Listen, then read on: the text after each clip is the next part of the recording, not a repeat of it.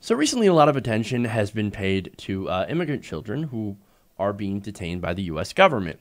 Now, the Trump administration had made it a policy to separate families at the border. However, there were immigrant children being held by the United States for longer than just recently. In fact, during the time where there were a lot of unaccompanied children, about 10,000 were being held in custody by the United States. These are unaccompanied minors, the children who came without their parents. Now, of course, where are you going to put all these children? Well, there are many different places. One of them is actually being sued by parents of these children, caretakers, on allegations that these children, while in custody, were drugged repeatedly. Now, in a new lawsuit, immigrant children detained at a government facility in Texas described being forcibly drugged with psychotropic medicines that made them dizzy and unable to walk. Now, Reveal reported on Wednesday that minors held at the Shiloh Treatment Center in Mountville, Texas, described in its Google Plus listing as a, quote, baby gulag, were physically abused and given shots of powerful psychiatric medications that render them unable to walk, afraid of people, and wanting to sleep constantly. Well, if anything sounds like abuse, it is that. Holy hell. Now, in the affidavits, the children and their parents said workers at the facility told them that they would not be allowed to leave or see their parents if they didn't take their medicine, which was administered via shots. The children were also allegedly told that these shots were vitamins.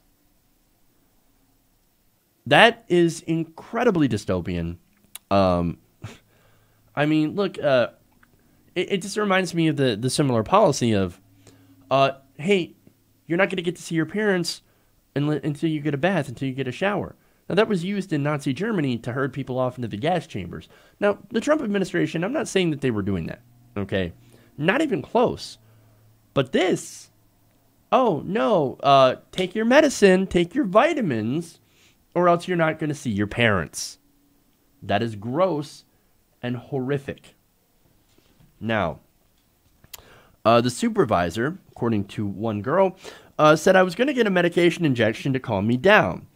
Then, two staff grabbed me and the doctor gave me the injection despite my objection and left me there on the bed. According to another mother, her child fell repeatedly, hitting her head and ended up in a wheelchair. Another described physical abuse, trying to open a window and then being hurled against a door by a Shiloh supervisor, who then choked her until she fainted. So that's just one of the allegations of physical abuse, and among many, and of course, being given drugs. Now, get a load of the drugs that they gave these kids. One child, according to the report, was prescribed 10 different shots and pills, including an antipsychotic, which included Latuda, Geodon, and olanzapine, the Parkinson's medication, benzotropin, the seizure medications, clonazepam, and divalproex. Sorry, I can't really say these very well. Maybe there's a rule, like if you can't say it, you shouldn't inject it into immigrant kids. The nerve pain medication and antidepressant, duloxetine, and the cognition enhancer, guanfacine. So why would one child need that many different medications? I mean, holy hell. This is pure abuse. Now, getting into the details of the lawsuit, hundreds of pages of medical records were filed in the U.S. District Court in California back in April. They were filed as part of an ongoing class action lawsuit against the government that alleged mistreatment of immigrant children in U.S. custody. Now, forensic psychiatrist Mark Mills assessed the records at Reveal's request and found that Shiloh orderlies were given an unusually wide berth with dosage recommendations for the children in their care. Maribel Hernandez, a Honduran asylum seeker whose son was held at Shiloh after being referred for psychological issues at another facility, told Reveal that her caseworker sent her a video of the boy in which he appeared completely hypnotized and lethargic. She said she repeatedly objected to the medication and had never signed consent forms for that treatment. So, again, a lot of this seems like abuse towards the most vulnerable. Again, these are undocumented immigrants. They don't have rights. They don't have any way to go and fight against this. They have no way of escape.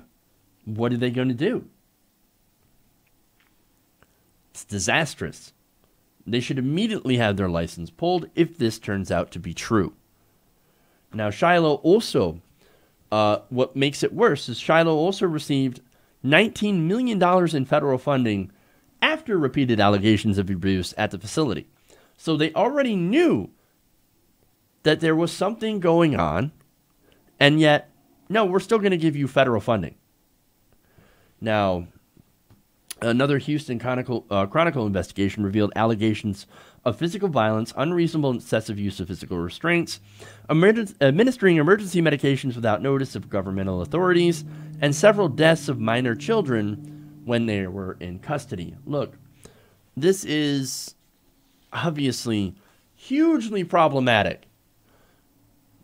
It seems like there is absolutely no oversight, and yet they're getting federal funding in order to drug kids. No, this is sick. This is sick. We need to end this practice.